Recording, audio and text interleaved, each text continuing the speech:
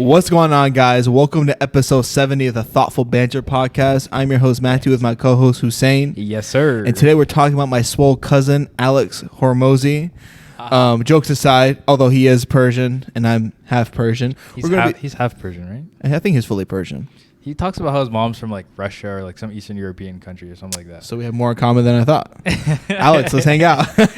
He's never hanging out with me.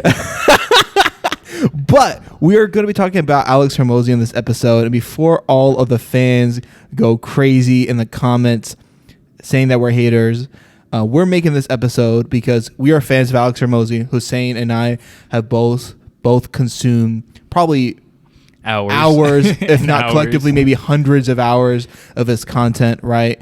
And the point of this podcast, right, is nuanced conversation. We like to go over the white, the black, the gray, and, you know, talk about things from a nuanced stance. Black and a white, make it gray. I was just thinking that. Logic. So we want to talk about Alex Hormozie from, you know, the good, the bad, the ugly, basically give a well-rounded opinion about him because he puts out a ton of content and, you know, we just want to give our opinions. So hopefully you guys enjoy it. Hopefully you guys appreciate the honesty that we are sharing in this episode. And if anyone from Alex's team watches this, I think it's honestly great content for Alex because I think we've actually done a lot of research beforehand. And the points of ours that we're going to be discussing shortly, I think are really well thought out. So thank you guys for watching and I hope you guys enjoy. So let's get into it, Hussein. So we have the good. Let's start off with the things of Alex Hormozie that are great. Do you want to start us off? Yeah, I mean, this is like pretty easy and pretty simple. Hopefully you don't go on a little Hussein rant about this, but his business advice, his business knowledge, his mindset when it comes to overcoming adversity. I think I have some problems with it, but I think for the most part he gets like the type beat is right. Again, he's someone who puts his money where his mouth is. He exited these companies, had $100 million net worth before I even knew who he was. Right? He just he hasn't been on the scene long. It's been like maybe a year and a half, maybe 4 years total, something like that. 4 years total, but like since he's blown up. Oh yeah, like maybe like 2 years. Yeah. Anyways, so he's not one of these guys that's like a fake guru, right? Like everything he says is because he's experienced this and he's gone through trial and error to figure out what works and what doesn't. So that's just like right off the bat, the easy good. He knows what he's talking about when it comes to business and he doesn't BS and he's not here to sell you anything. I know he's since changed that slogan because I guess technically he is selling people things, his books and other things, but he's not selling you a course, right? He's not like, hey, buy my course. Yeah. Yeah. He's one of those people who he's already rich before making content. I mean, his first video was 5 years ago, you know, and like he had already sold a gym launch. Yeah. So he's verified wealthy. He's not like these guys like Iman Gadzhi who at 17 or 16 is making videos like, I made $1 million and I want to teach you to make $1 million. Give me money. Sign and then he became a course. millionaire. Yeah. I think, Alex has amazing advice. And, you know, just to prove that I'm not just some hater, right? One piece of advice, and Hussein knows this because like when I hear something that I really like, I call you or I text you, right? And I'm like, dude, hear this. Alex, I was just watching a clip and Alex was talking about volume. He was talking about whenever he was first putting out flyers for, I think, a gym. And he was like, yeah, my mentor at the time told me I need to put out flyers. So I put out like 3,000 flyers one day and I waited. And I didn't get a single call, like not a single lead. I think it was even less than that. It was like 500. 500 or 300 flyers. Yeah. So I didn't get a single lead. I put out like 500, right? Something like that. And I called my mentor. I'm like, dude, like, do my flyers suck? Like, should I stop? And he was like, how many did you put out? He was like, no, what, like 300, 500. And he's like, dude, we put out like 7,000 like in a day, something like that, right? Like we put out way more. So then, you know, the lesson there is like, and Alex says it like this, I think he says, I would never let the quantity of my actions be the reason why I fail in endeavor. Mm-hmm. And then I, like the way that's helped us is with this channel. I know this isn't a success story yet, but like for context, right? We were stuck at like maybe like 300 to 400 subscribers. And I was like, oh, why? Is the content not good? I was like, yeah, probably it's not the best, but like. Yeah, there's probably ways it could be improved. Like definitely ways it could be improved, but let's just upload a lot. So I started uploading like a ton of shorts. Lo and behold, we're almost at 1,600 subs. So, and thank you guys, by the way, for that.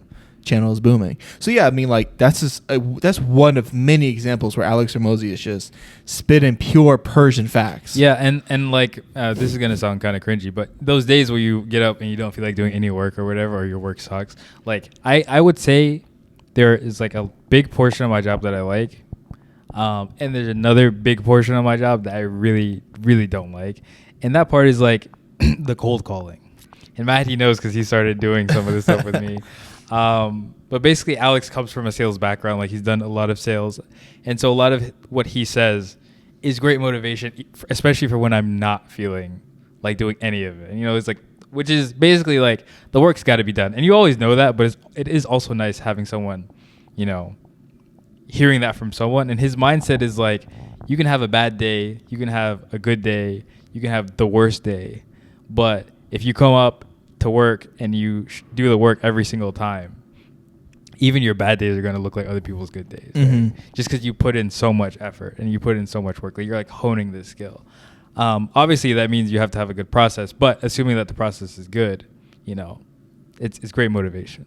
Yeah, he definitely be spinning some motivational doggy advice. Yeah, and then like on that motivational note, that's sometimes where we kind of also get into the bad, because like the motivation vibe is so powerful, but then also sometimes logically it doesn't really always like make the most sense. So like going to the bad, right? Sometimes Alex, he does like that Grant Cardone thing, right? And I've critiqued Grant Cardone on the podcast about this before, right? Because I was listening to his book. I was listening to his book 10X. And I was so upset. I was like 3 chapters in, and I was like, the whole book is just saying 10x things to get 10 times. And I was like, some things you just can't 10x, right? Yeah, there's like a cap on it. Yeah. Yeah, and like Alex kind of does the same thing, like at least in his communication. Give an example. So like, and I'm not directly quoting Alex, but an example he might make is, he's said this before. It's like if you're the new guy starting out, right, and you have to look at the number one performer, like at your job, right? Let's say you get a new sales job. You got to find the number one performer. You can't do just what he's doing. You have to do double. And I'm like, that's as a statement, like as an idea, that's great. But what if you physically can't do double? You know what I'm saying? Like that kind of thing. And it's like, that's not, I'm not saying arrest him for it. Like it's not that big a deal, but it's like, it can lead to people, if you're not smart enough to like think for yourself and see like there could be a problem there, you might just give up because you just taken Alex's advice like for what it is. Yeah. And I thought you were going to go somewhere else, honestly. This is a critique that I have, which is like, he's all about like, you don't need work-life balance. Like if you just work through the weekends, you could get, this done. And he's like, you don't need work-life balance. You just work. You just go to work. But then when you actually hear him talk about that and how he applies it to himself, he's like, yeah, I like working. And so I work through my weekends. I work nonstop. I work 24/7. He didn't say 24/7, but I work all the time. And then after like 2-3 months of me doing that, I'll take a break. And then I'm like, you just explained work-life balance. It's just your like capacity for work is very high. But what you're explaining is actually a work-life balance, because at some point you do take a break. Well, may I push back on that? Maybe just say that. Push back. That's not necessarily true in the sense of like, I think most people don't define work-life balance as that. Like work-life balance is a matter of like the weekends are for fun. Like 9 out of 10 people in America probably just think to themselves, they're waiting till Friday to wait for the weekend. I don't think that's what work-life balance means. Work-life balance is striking a balance, you yourself as a person, striking a balance between your work and your life. However that looks. I see. Can be work-life balance. And he brings up the example of Mr. Beast. Mr. Beast says something differently. He's like, I'll go hard for like 4 months and I'll take like a month off. Or like I'll take like 2 weeks off. Yeah. And of course not everyone can do that. One, because people's schedules or they're not entrepreneurs, so they don't have like jobs like that. They don't have jobs where they can just work around the clock. So most people can't do that on that end. I'm not using that as an excuse, but I'm just saying he says you don't need work-life balance and then describes what work-life balance is for himself, which is goofy. We'll get back to the episode, but first, I want to talk to you guys about Patreon. The patrons have been sustaining this channel for the past 3 years. It's because of the patrons that we've been able to buy new equipment and continue to invest money into the Thoughtful Banter podcast. If you want your name to be on the credits of every single episode for just $5 a month, you can do that while supporting us. For an additional $5, you will also get access to exclusive content that is only available to members of our Patreon. If you want to support this podcast, head over to patreon.com/thoughtful banter or click the link that's down below. Thank you so much, and back to the episode. Basically, I guess what you're saying is he should just say, this is my work-life balance. Like, he should just differentiate between common work-life, but not say, I don't believe in work-life balance. Like, you do balance. Because he explains work-life balance. He also does a lot of other things that are like pretty evident of work-life balance. Like his schedule is like, I'm clearly a fan because I know his schedule. Like, he wakes up whenever he wakes up, usually between 4 to 5 a.m. And he just gets to work. Construction job and he got used to it. Yeah. And he just gets to work. He has no morning routine. It's maybe get a coffee, give Layla a boost. Coffee and nicotine, bro. Yeah, coffee, nicotine, and the Apple Max pods.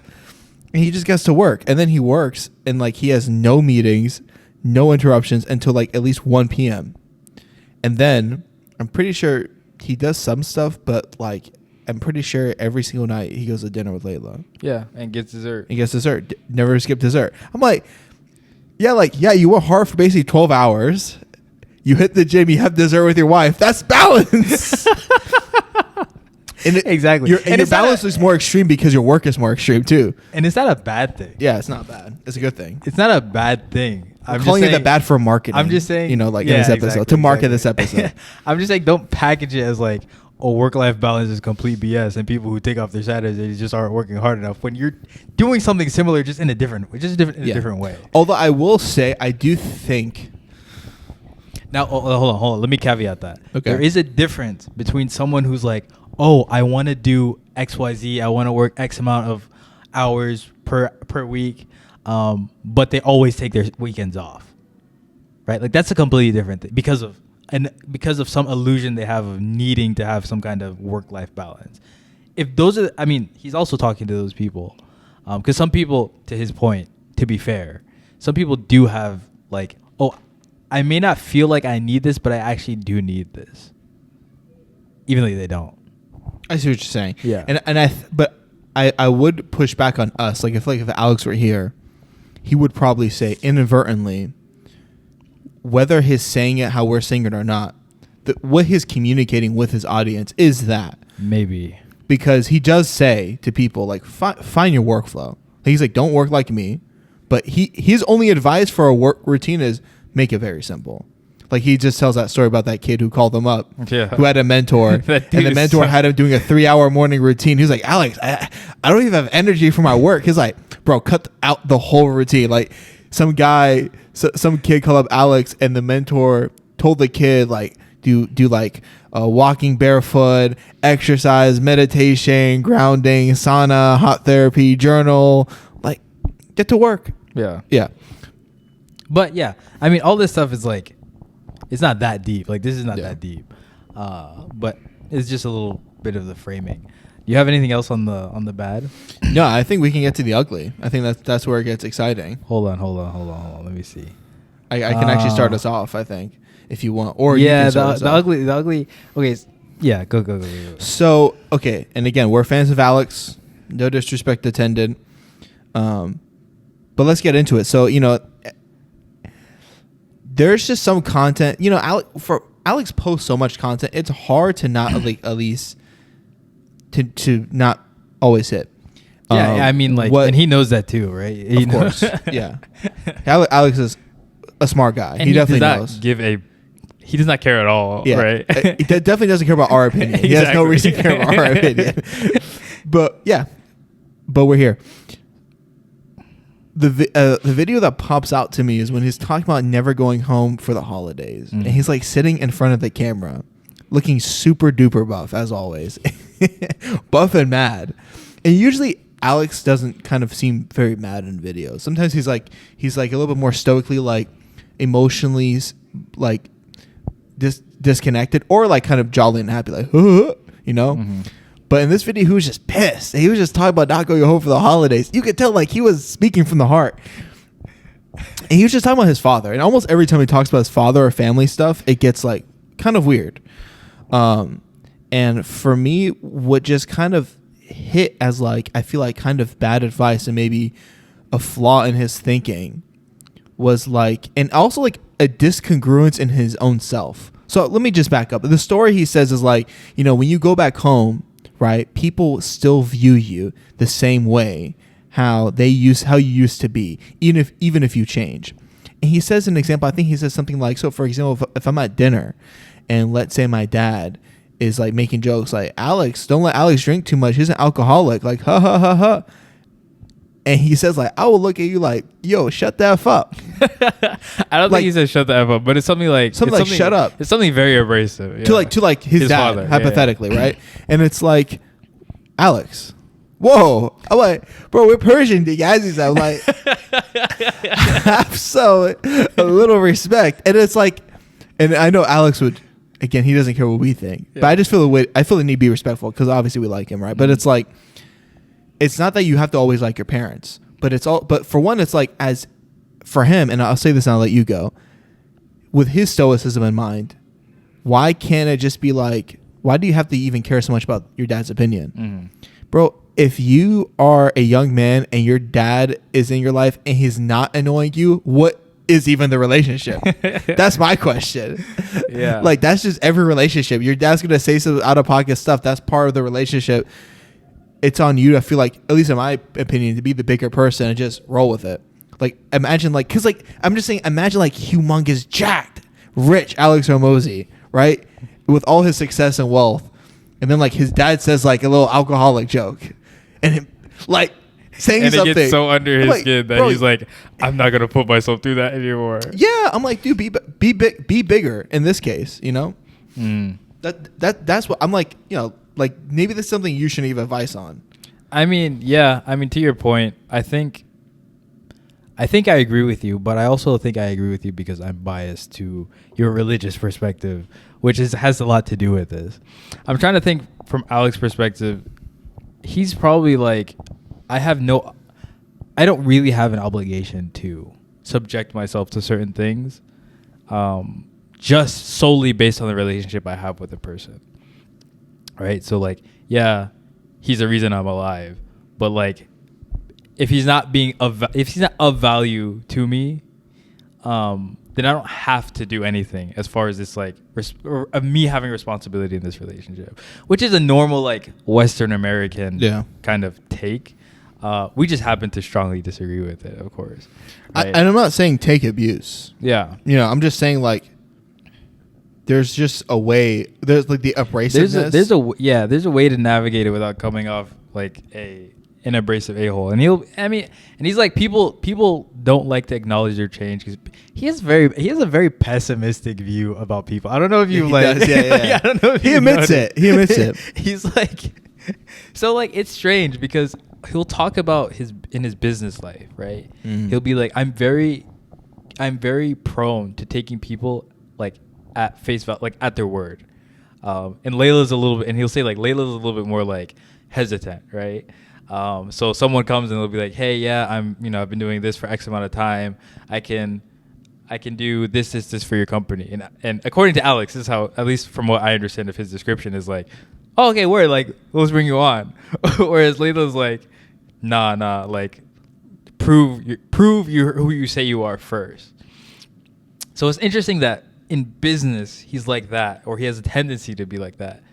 But in like person-to-person interactions, it seems like he's very like pessimistic. Like he'll talk about his old friends or something, or he'll talk about people that he grew up around. He's like, yeah, people don't like seeing you win. I agree with that. I think like there's a part of you, we can even be like religious about it too. Like, there's a part of you that if your friend does way better, a little shaitan's like, I wish I was doing good like that. I mean, that's why we're told to, like, when we make dua, like, ask for someone to have more, and then you also ask Allah to give you what they have as well. I think there's a big distinction though between there's 3 types of jealousy. There's ghibta, which they call good jealousy. Okay. Because it's you have something, I want it. I want you to have it. I just also want it myself. I'm jealous of you for that thing. Jealous has like a specific connotation, and there's no way to capture it in like English. I want what you have, but I don't want you to lose what you have. I'm happy that you have it. Yeah. Okay. I just also happen to want it. That's different from me wanting what you have and wanting you not to have it. Yeah, but jealousy. That's what Alex is describing. But I also do think it's pretty natural. Like, bro, if your boy's unemployed, right, and you just keep spamming the group chat with like your promotions. Hey chat, we just hit 90K. Hey chat, we just hit 115. Hey chat, we just hit 150. Chat, we're making 300,000. Like, he's going to be jealous. You don't think he's not going to be jealous? Is he going to not want that person to have that thing? Like, I'm thinking about like our group of friends. I can't think of a situation. Maybe not our group of friends. Like, let's not keep it personal. I'm saying in general human nature.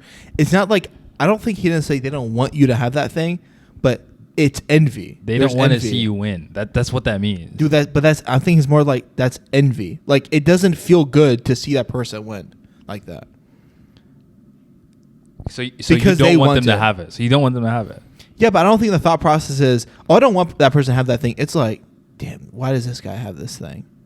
And maybe emotionally also translates. Implicitly it is though. Okay, sure. Do you still not agree? I don't think average people. I don't think. Let me rephrase. Even for a brief moment, bro. Perhaps the average person does this. Yeah. Then I would just say, Alex, who are you friends with? Average people, bro. So maybe there's something to what he's saying. Why are you even spending time? I'm using myself because that's why I cut them off. This is relevant. Yeah. I can't think of a scenario in which I see my friend having success and I'm like, I wish he didn't have that. Yeah, that's a bit crazy. And I had it instead. Yeah. I can think of a scenario where he says, damn, I'm so happy for him. Mm-hmm. I'm glad he got that. I also want that. Yeah, like 10 mil. Damn, mashallah. Yeah. And bring it my way too, please. Exactly. God, yeah. But I'm like struggling to fathom a scenario where I'm like, no, I don't want him to have that. I think I honestly think it can get pretty. There's not that many things need to happen in life to push someone like that. Maybe I'm just pessimistic. You know, Alex and I are both Persian. I just want to highlight that. That's why we believe in the evil eye, the jealous eye. You know, like maybe it's in our blood. That's why we think. But I honestly, again, I'm actually so serious. Maybe this is a cultural thing growing up. I think it's very real. But let me break it out. Okay. Perhaps there's like another sublayer, like a cultural sublayer that I'm 100%. Not like detecting. You don't think his dad never told him like, Baba June, baby, no. They don't give a crap about you. That's fair. I had to consider. I know his dad Persian, bro. 100% says something like that. But I'm just thinking, like, bro, my friends, like, your friends don't want to see you. My friends want to see me win, bro. Perhaps, like, inshallah. And there's like so many layers to this because like the people who are like that tend to not have very much going for them, tend to be extremely insecure about other things. Well, just play on that, right? That's a real thing. I'm not talking about anyone we know. Mm-hmm. I'm just saying, imagine a guy, right? Imagine like if you're a guy who like your upbringing, you're already a bit insecure, right? You have negative opinions about yourself regarding what you can accomplish, relationships, financially, etc. You're in your 30s and you're single and you're working like a menial job and all your friends have relationships and they're making good money. That person is, if they have any amount of self-awareness, they're probably down that route. And then at 40, it gets worse. And then 50, it gets worse. You know, like, this is a real thing. Like that's actually the cost of not being successful, is your own like emotional like resentment towards yourself and others. I don't even think that's the cost of. That's the cost of just being extremely insecure. I think Because you're right, but I also think it's part of the success. But a person can have like a perception, right? Can be making, say, $70K a year. Yeah, right. Something tiny like that. Yeah, and they live in some place that's not like a super high cost of living. Yeah. All their friends are doing way better than them, and they're living in like very high cost of living places. But this guy has a family. He has a relationship. He has real, genuine connections with community and these kind of stuff. So he's like a fulfilled person. Yeah. He's not feeling that same way. No, he's not. But also, it's like that's that like the levels between losership is like extreme. Like 70K is so much more than like people who are like that bottom barrel mindset even make. Even 50K. All right, if you're enjoying this episode right now, I have to tell you guys something. There is another way to support us besides giving us your money on Patreon, okay?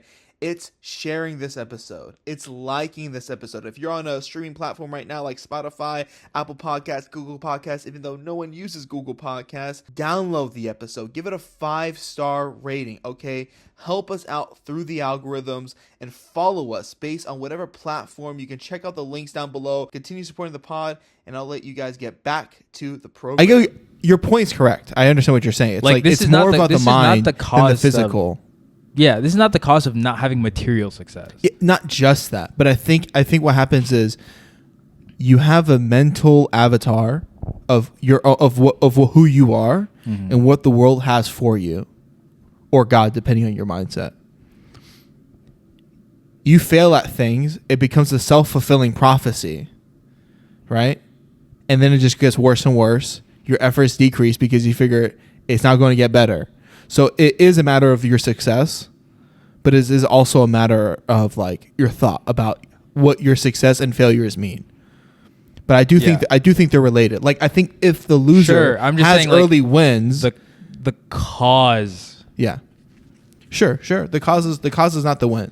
The cause is not the material. But the material, that's like a corollary. Like that's very and they're very tightly like bound together. But I think but the physical can solve with also a mindset adjustment, it can also solve it.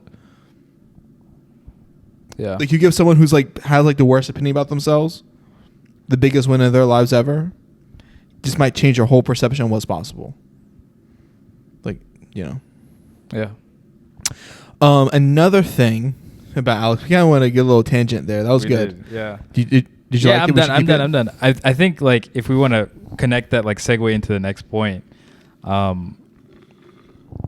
you know, a lot of people in today's society would recommend for that loser to go to therapy, right?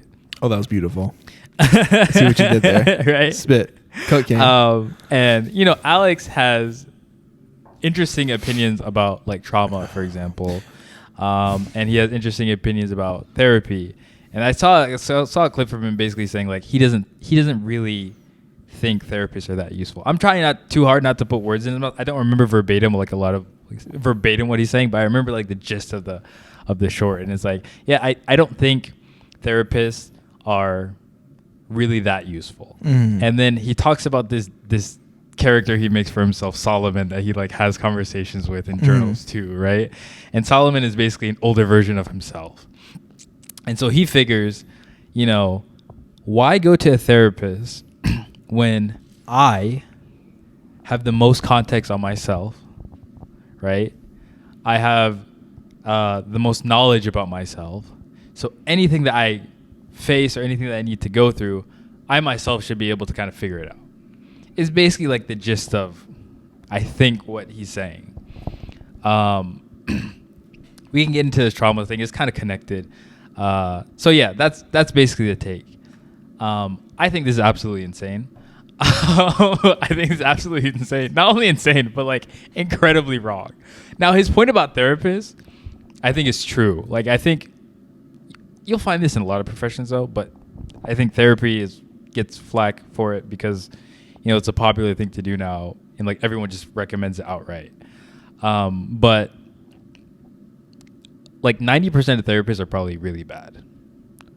And there's like good research to show that a bad therapist can do more harm to a person than if they had just never seen a therapist, right? So on that point, I'll agree. Like there are a lot of bad therapists, but the good therapists are very good, and they can change a person's life. And it seems that he has an idea that therapy is this place where you go, you sit down, you tell this person a sob story, and they say, "Oh, well, you got touched as a kid, so the reasons why you suck in life is because you got touched as your kid," and then they give this person an excuse for all the failures that they have. And like that's what it seems like his perception of therapy is based on the things he says about it. And I'm just like, that's not how that's not how therapy is supposed to work. Well, to be fair, that's how a lot of therapy does end up working. And to the point, a lot to his initial point, which is most therapists suck. Sure, I agree with that. But just because a version of therapy looks one way doesn't mean, first of all, for you to write off the entire thing because you've experienced a version that sucks doesn't seem all that rational. But second of all, when another version is shown to you or another version is done that is shown to be extremely helpful, like the data is out. Like there is no like mystery about the benefits of therapy. You know, there's no like, this is not like something that's even up for debate. And then, sorry, continue, because I've been talking for a while. No, you're good. Did you finish a point? No. And then like, I think the second part of the delusion is he says, yeah, I have the most context, I have the most this, I have the most that. No, you don't. Most people, perhaps you are an exception. Perhaps he's an exception to the rule. But I find this very hard to believe. Most people don't actually have all the context even on themselves. Between things like bad memory, between things like delusion, right? A person can actually never be sure that they have all the context until usually they bounce it off a couple people in their vicinity. So this idea that like, yeah, I have the best context so I can give myself the best advice. Alex, perhaps you're an exception to the rule. I doubt it. You don't have 100%. Like, people don't have 100% context on themselves. I mean, I think you can remember times where you've experienced something with a person. Yeah. And then you get in the car and they recount exactly what you just went through. And it's completely different. Completely different than what happened. Yeah. It's like, and then Alex is telling that person, you have the most context about yourself. No, you don't. Plenty of people don't. So as advice, the reason why it's really silly is because most people are actually so incredibly stupid. And especially the people, maybe I shouldn't say that, but especially the people who need therapy the most are not people who should always be just taking their own thoughts for granted.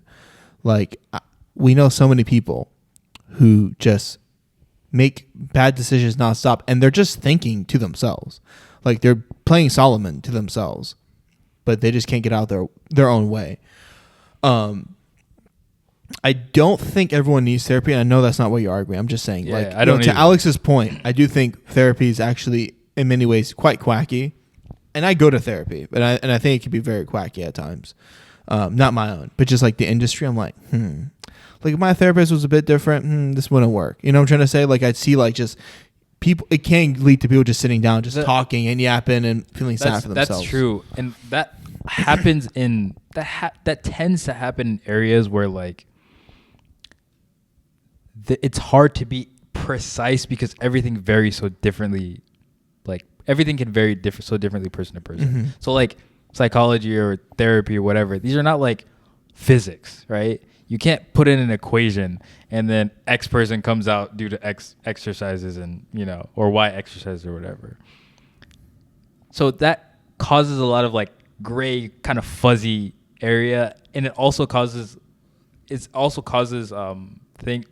places where people's intuitions can kind of get them, like, people develop a sense for things rather than like a fact or Yeah. a knowing of something. Yeah. So like I'm a therapist. I've been in the business for 30 years. I'm one of the good ones, right? A lot of times when I'm doing this thing, I'm doing my assessment. I'm not necessarily like at this point. I'm not necessarily like. This is not like I'm going by the book. Like I'm sensing things as well. Yeah. Kind of like sales.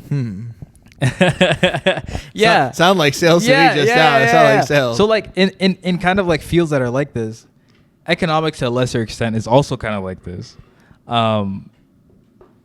You can get a lot of quackiness. Yeah. You can get a lot of quackiness. Because it's all the vibes. Because it's very vibes. Yeah, his whole thing of like, I have the most context about myself, basically, it's just delusional. Yeah, I mean, like, straight up. Yeah. And then some of the other stuff, I don't know. Besides that, Alex is vastly good than bad. Yeah, I was watching his meal prepping video, and I was appalled at some of those recipes. No, absolutely. The egg white chocolate syrup was abhorrent, Alex. The egg white chocolate. You know what's so crazy, bro? Everyone's always making fun of how I do like protein and stuff, right? And then I see how Alex is doing it. Is it because we're Persian? Because I just be mixing up things. Protein mash. I'm like, it's 150 grams of protein. It's disgusting. It's 150 grams of protein. Like, I don't know, bro. It's just crazy. But hey, it's working for bro. I can't really speak on. I mean, yeah. He looked really good even before he went on TRT. Yeah, bro's always right. Spot along. You have anything else to talk about? No, Alex, fly us out. I mean, I could talk about. I could keep going on, but No, you can. I mean, he has like, this is just like the last thing I'll say. Like, he got on this podcast, the Iced Coffee Hour, and he was like, yeah, I just removed should from my vocabulary. And I'm like, yeah, I don't tell people they should do anything because, like, why do I matter type beat. Like, yeah, no, so, yeah, so stuff like that. It's like, and I'm crazy. like, Alex, you sound traumatized. You sound like someone like gave you like trauma saying should, and now you're like you like disavow saying should for the rest of your life. No, there's some trauma. And I'm but like, he doesn't believe in trauma, right? But he says like he says that, and then, but he'll do everything but say should, but still give you a should. That's because that's just the way life works, right? So he won't say like, "Hey, you should do X, Y, Z," but he'll say, "If you want to do X, Y, Z, then you do A, B, C." Right? That's a should. You're just not saying should. You're just making it hypothetical to make yourself feel better. You're saying should. Yeah. Like that is a should. There's like that's weird. It's weird. Like, it's why, weird. just say should, bro. This is, I don't know if this is ugly or bad. This is just something I noticed that like triggered me as like as like a, you know, someone who masquerades as a philosopher. I'm just like, what are you talking about? So in conclusion, Alex Hormozie's a smart guy, right? Great business advice, great mentor. Yeah. I love his content. Yeah, me too. I mean, like, definitely more qualified than both of us combined. Succeed in many more areas. All the caveats. All the caveats. And is he buff? I would love to have a workout with Alex. Same. That'd be sick. But yeah, you know, we just provide some constructive criticism. Hope you guys enjoy this genuine content, thoughtful banter where the nuanced conversation takes place. It's been a pleasure. I'm your host, Matthew, with my co-host, Hussein. Yes, sir. And we're out.